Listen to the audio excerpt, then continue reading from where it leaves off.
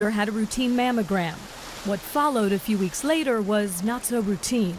I got a letter, and the letter stated that I think something is not showing up on your tests as being normal.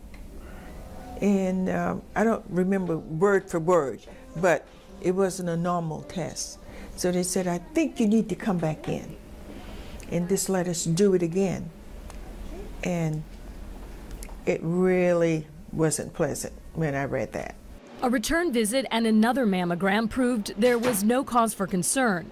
But Ivory, like thousands of women each year, had to handle a very frightening experience, a false positive screening. Now new technology could lower those false positives by 20 to 40%. The newest instrument utilizes 3D technology. The best way to think about what 3D is as compared to 2D is to use this book. And if you can imagine, this book is a breast. In traditional 2D imaging, we used to look at the breast from one side of the breast to the other. What digital tomosynthesis lets us do is actually open the book and look at pages of the breast, one page at a time, each being a millimeter of breast tissue, so that we can actually peer into the breast tissue in a much deeper fashion to separate normal from abnormal and get a more accurate diagnosis.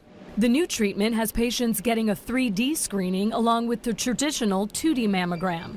The image takes a few seconds longer to capture, and the radiation dosage is a bit more with this process, but well within the guidelines set by the FDA. For doctors, the real difference is the added time it takes to analyze the results. You know, an average 2D mammogram would probably take anywhere from 2 to 5 minutes. This can take anywhere from, I'd say, 3 to 9 minutes to leaf through all the pages in the book.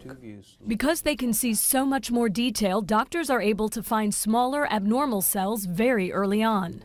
We can actually measure it. There's a little ruler that we can put on. And we can actually kind of get a size estimate off of here. So I would guess ballpark 13 millimeters.